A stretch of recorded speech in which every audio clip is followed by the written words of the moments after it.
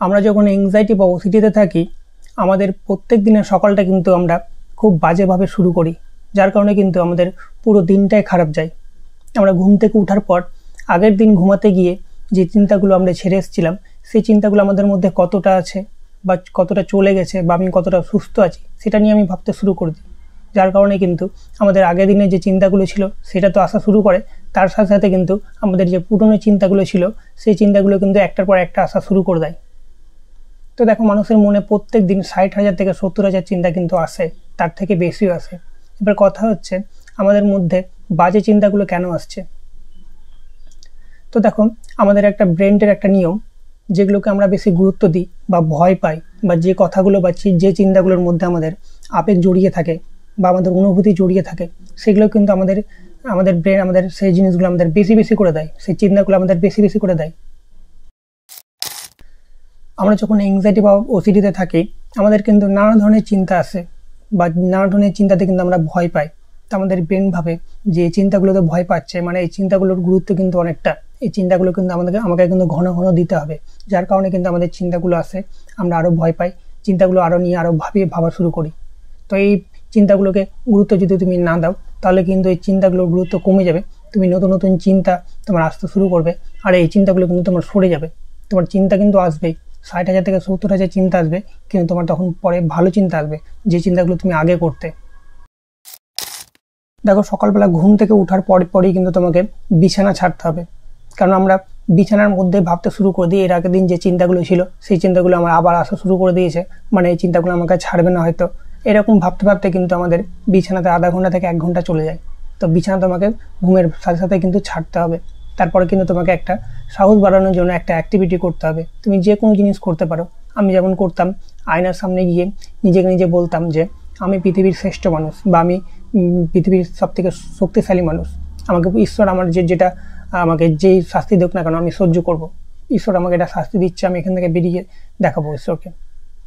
তো এই অ্যাক্টিভিটিটা আমি একটা দাদার কাছে শিখেছি, তোমরা কিন্তু এটা করতে পারো, তোমাদের অনেকটা উপকারে আসবে। তার সাথে সাথে এংজাইটি হোক বা ওসিডি হোক বা যে কোনো মানসিক সমস্যা হোক, তোমাকে কিন্তু ব্যায়াম করতেই হবে। 30 মিনিট তোমাকে যে কোনো ব্যায়াম করতে হবে, 15 মিনিট দৌড়াতে হবে। তুমি যদি রানিং করতে পারো তোমার সব থেকে ভালো, কারণ আমাদের শরীরের মধ্যে নানা ধরনের হরমোনের কিন্তু ইমব্যালেন্স হয়ে যায়। তুমি যদি রান করো হরমোনগুলো কিন্তু আবার ব্যালেন্সে চলে আসবে। তুমি ব্রিদিং এক্সারসাইজ করো, ব্রিদিং এক্সারসাইজ করলে তোমার চিন্তাগুলোর উপরে কন্ট্রোল আসবে, তুমি কিন্তু বুঝতে পারবে কোনটা খারাপ চিন্তা, তুমি না তোমার মন বুঝতে পারবে। তোমার যে চিন্তাগুলো এখন আসছে সেটা কিন্তু তোমার মনের আসছে, তোমার এই বাজে চিন্তাগুলো কিন্তু তোমার না, তোমার মনের। তুমি জানো তুমি একজন ভালো মানুষ। বিশেষ করে যাদের ওসিডি আছে তাদের তো নানা ধরনের চিন্তা আসে, ঈশ্বরকে নিয়ে বাজে চিন্তা আসে, হাতে নোংরা আছে হাত ধুতে হবে সেই চিন্তা আসে, সেক্সুয়াল চিন্তা আসে, কোনো মহিলা বা কোনো মানুষকে দেখে বাজে চিন্তা আসে, চিন্তার কোনো শেষ নেই। কোথাও ঘুরতে যাবে সেটা নিয়ে একাধিক চিন্তা, সে দেখতে খারাপ হয়ে গেছে আগের থেকে সেটা নিয়ে একাধিক চিন্তা। ওসিডি মানুষের কিন্তু চিন্তা শেষ নেই। তো দেখো, এই চিন্তাগুলো তোমার মনের চিন্তা, তুমি ঠিক আছো, তোমার মন কিন্তু চিন্তাগুলো করছে, তুমি এই চিন্তাগুলোকে পাত্তা দিও না, গুরুত্ব দিও না, এই চিন্তাগুলো কিন্তু তোমার নিজে একা একা চলে যাবে।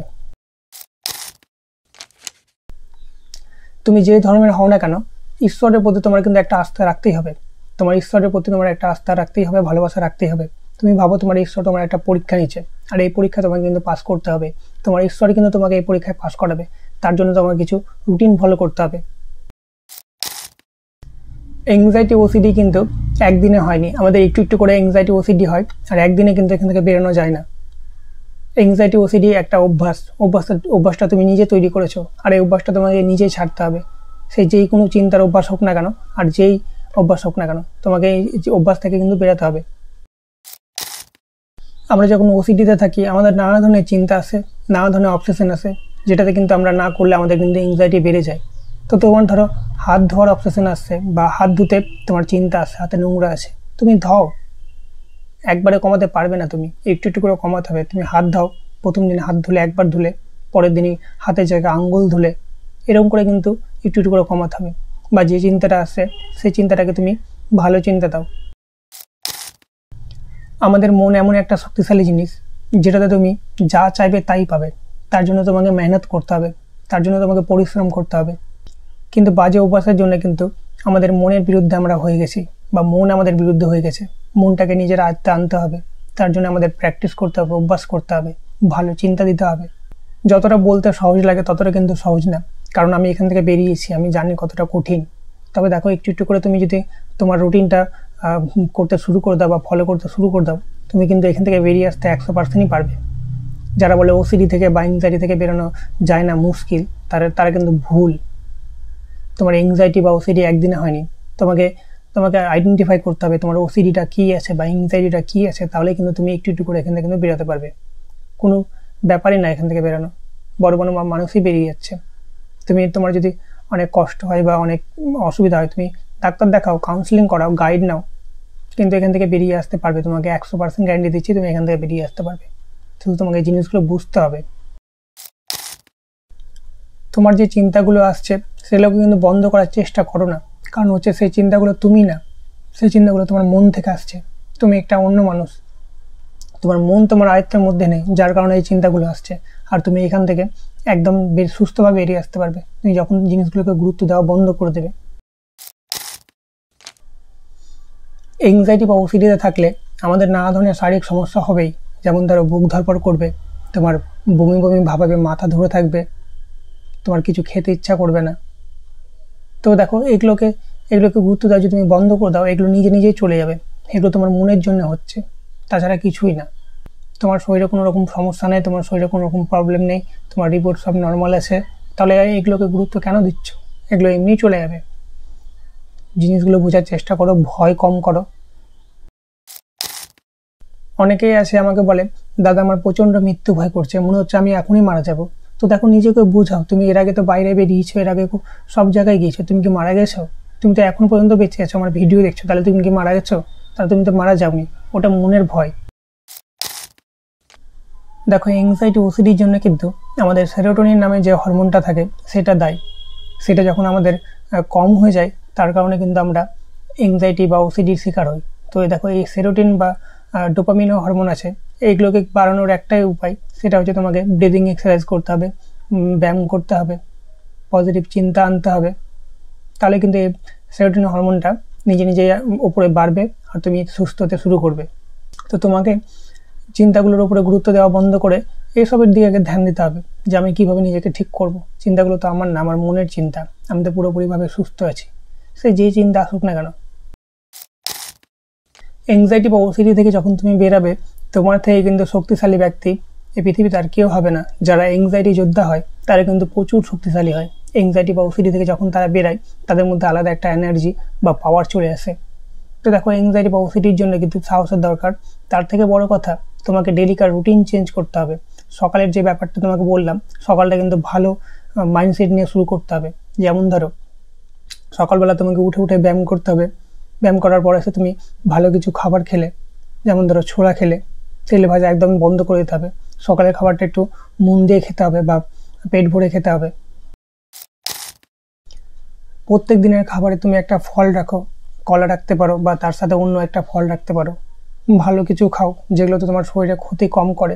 কারণ দেখো, এংজাইটি বা ওসিডিতে থাকলে কিন্তু আমাদের গ্যাসের একটা সমস্যা কিন্তু হয়। তুমি রেগুলার যে কাজটা করতে আগে বা করছো, সেটা অবশ্যই মন দিয়েই করো, তাহলে কিন্তু তোমার এই জিনিসগুলো কিন্তু একটু একটু করে চলে যাবে। তোমার মনটাকে কিন্তু অন্যদিকে ডাইভার্ট করতে হবে। তুমি যখন ভালো চিন্তাগুলোকে গুরুত্ব দেওয়া শুরু করবে, তুমি তোমার মন বা তোমার ব্রেন কিন্তু বুঝতে পারবে যে আমাকে এই চিন্তাগুলোকেই গুরুত্ব দেওয়া এখন শুরু করতে হবে, বা এই চিন্তাগুলোর গুরুত্ব কিন্তু এখন বেশি। তখন কিন্তু তোমার খারাপ চিন্তাগুলো আর আসবে না। আর যখন তুমি ভালো দিকে বা সুস্থতা শুরু করবে, তোমার যখন আগেকার চিন্তাগুলো আসবে, সেটা নিয়ে কিন্তু তোমার ভয় কিন্তু আর লাগবে না। তুমি একদম এখান থেকে সুস্থভাবে বেরিয়ে আসতে পারবে। তো আশা করি ব্যাপারগুলো তোমরা বুঝতে পারলে। আমি যেগুলো বলছি সেই রুটিনগুলো অনুযায়ী তোমরা জিনিসগুলো বোঝার চেষ্টা করো, জিনিসগুলো করো। আর অবশ্যই একটা রুটিন বানাও যে আমাকে প্রত্যেক দিনের কাজ প্রত্যেক দিন করতে হবে।